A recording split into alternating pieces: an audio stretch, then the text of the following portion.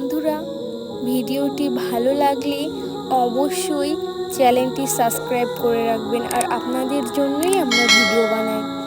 সম্পর্কের বেড়াজালে যারা আটকে থাকে শুধু তারাই বুঝতে পারে ভালোবাসাটা যে কতটা বেদনাধুর হয়।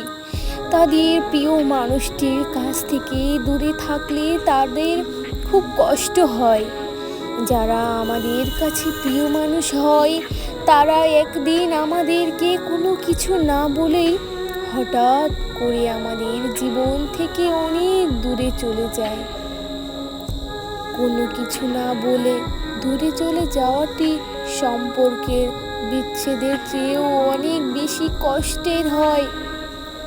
হ্যাঁ, মাঝে মাঝে খুব কষ্ট হয়। বুকের মাঝে যেখানে খুব যত্ন করে রাখা হয়, যাকে ভালোবাসা হয়, আপন মানুষগুলো দূরে থাকলেও এতটাও কষ্ট হয় না যতটা কষ্ট হয় দূরের মানুষগুলো দূরে থাকলে। অনুভবে মিশে থাকা মানুষগুলো এত জ্বালা যন্ত্রণা দেয়, আগে জানতাম না।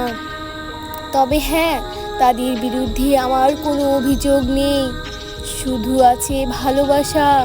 তারা ভালো থাকুক, তাদের ভালো লাগা ভালোবাসা নিয়ে যাদেরকে অন্তরের ভিতর খুব যত্ন করে জায়গা দিই। মন ভেঙে দূরে চলে যাওয়ার ভিতরে অন্ধকারে দেখতে খুব চমৎকার। আমাদের এই পোস্ট আপনার কাছে কেমন লেগেছে দয়া করে কমেন্ট করে দেবেন। আর পোস্টটি ভালো লেগে থাকলে অবশ্যই আপনার প্রিয় মানুষের কাছে এই পোস্টটি শেয়ার করে দেবেন। পরবর্তী পোস্ট পেতে আমাদের সাথে থাকুন। ধন্যবাদ।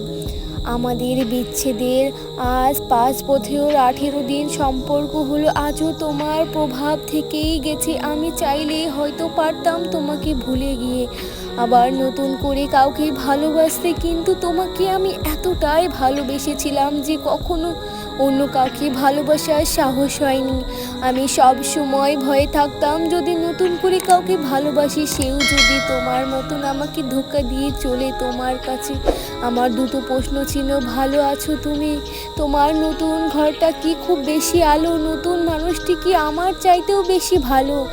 আজ এপ্রিলের 7 তারিখ, মনে আছে এই দিনের কথা। এই দিনটিতেই তোমার আমার কলিজায় ছুরি চালিয়ে তুমি আমার জীবন থেকে চলে গিয়েছিলে।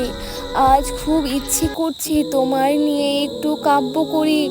যদি কলিজাটির চিরে রাখাতে দেখতে পারতাম কি পরিমাণ হচ্ছে রক্তক্ষরণ। বাসতি কি ভালো আমার কসতি কি তোমার বুকটা ধারণ, এটি তোমার কাছে খোলা চিঠির মতো অনুভবে পড়ে নিও। আমার ভালো না থাকার কারণগুলো অনুভবে পড়ে নিও। জানি চাইলেই আজকে তুমি আমার কাছে ফিরে আসতে পারবে, চাইলেই আমাদের সম্পর্ক আবার আগের মতো হতে পারবে, কিন্তু তোমার মারার আগে পর্যন্ত ভালোবেসে যাব। ভালো তো আজকে বাসার যায়। আমি সবার মতো বলবো না যে তুমি যেখানেই থাকো ভালো থাকো। আমি শুধু এটাই বলবো যে মানুষটির সাথে আছো তাকে কোনো দিনও আমার মতন কষ্ট দিও না। আমি হয়তো তোমার দেওয়া সরল কষ্ট সহ্য করতে পেরেছি, অন্য কেউ সহ্য করতে পারবে না। আমাদের পোস্টটি আপনাদের কাছে কেমন লেগেছে দয়া করে কমেন্ট করে বলে দেবেন। পোস্টটি ভালো লেগে থাকলে অবশ্যই আপনারা প্রিয় মানুষটির কাছে এই পোস্টটি শেয়ার করে দেবেন। আর বন্ধুরা, আবার পরে ভিডিও আপনাদের দেখে দেব চেষ্টা করব।